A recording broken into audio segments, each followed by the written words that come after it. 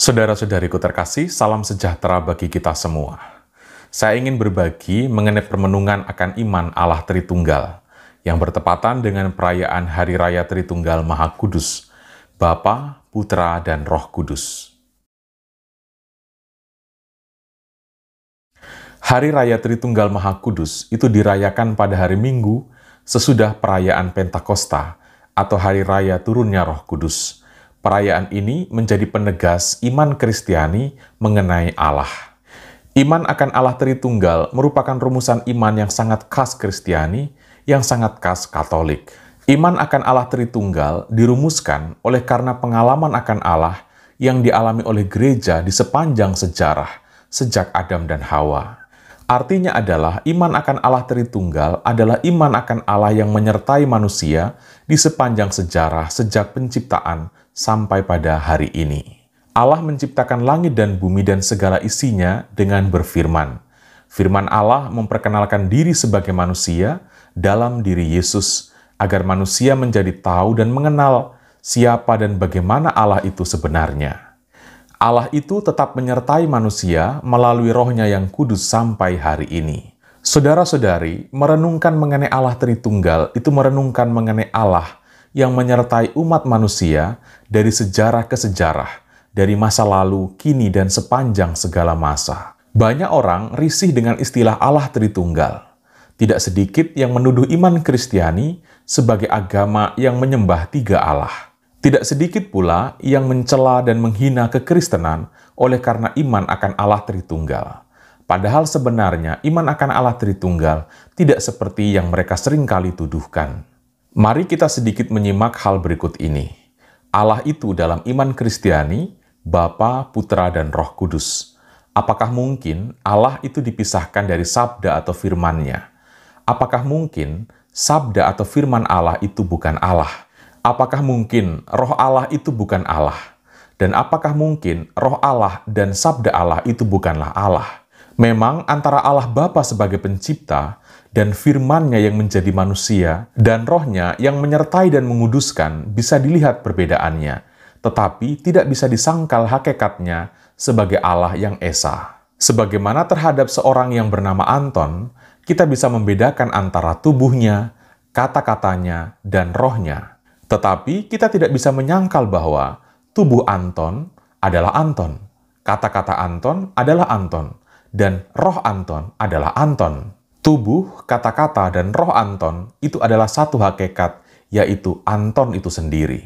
Saudara-saudariku, sekalipun analogi ini sangat terbatas dan tidak bisa menggambarkan mengenai Allah Tritunggal, tetapi setidaknya kita memiliki pemahaman sekalipun sedikit bagaimana kita bisa mengerti iman akan Allah Tritunggal itu.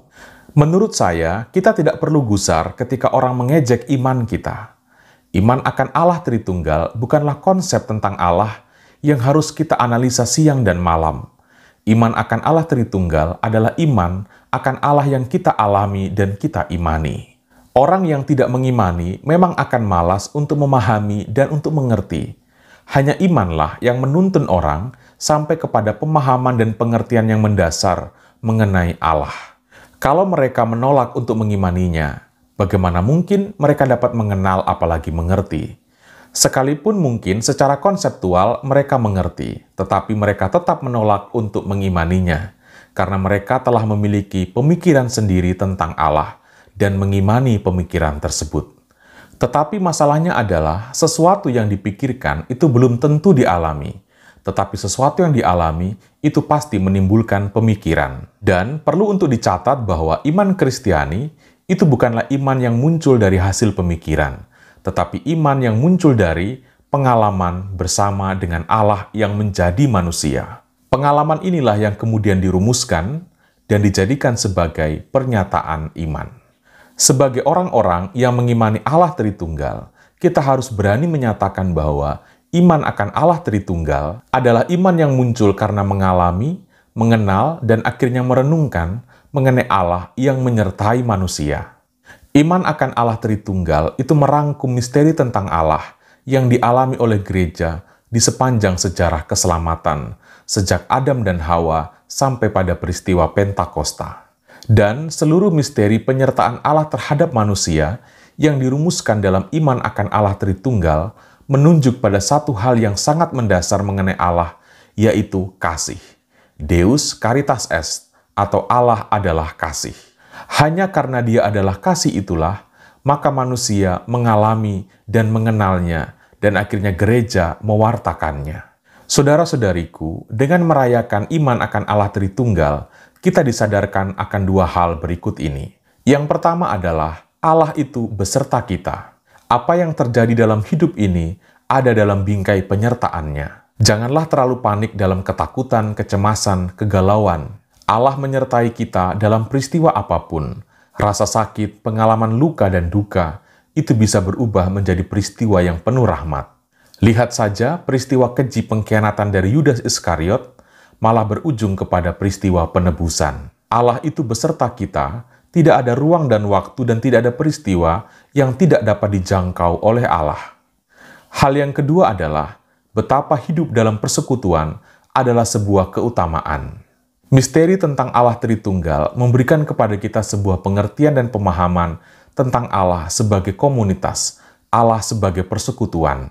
Oleh karena itu, setiap umat beriman Kristiani yang tentu mengimani Allah Tritunggal dipanggil untuk mencintai paguyuban, dipanggil untuk mencintai hidup berkomunitas, dipanggil untuk mencintai persekutuan, dipanggil untuk membangun gereja melalui hidup berkomunio. Seorang Kristiani Katolik yang tidak suka hidup berkomunitas, yang tidak suka hidup berkomunio, dia sedang menyangkal iman akan Allah Tritunggal. Demikianlah saudara-saudariku, renungan mengenai Allah Tritunggal. Semoga sukacita perayaan pada Hari Raya Tritunggal Maha Kudus membawa kita sampai pada sebuah keyakinan iman bahwa Allah itu sungguh-sungguh menyertai kita, sekarang dan selama-lamanya.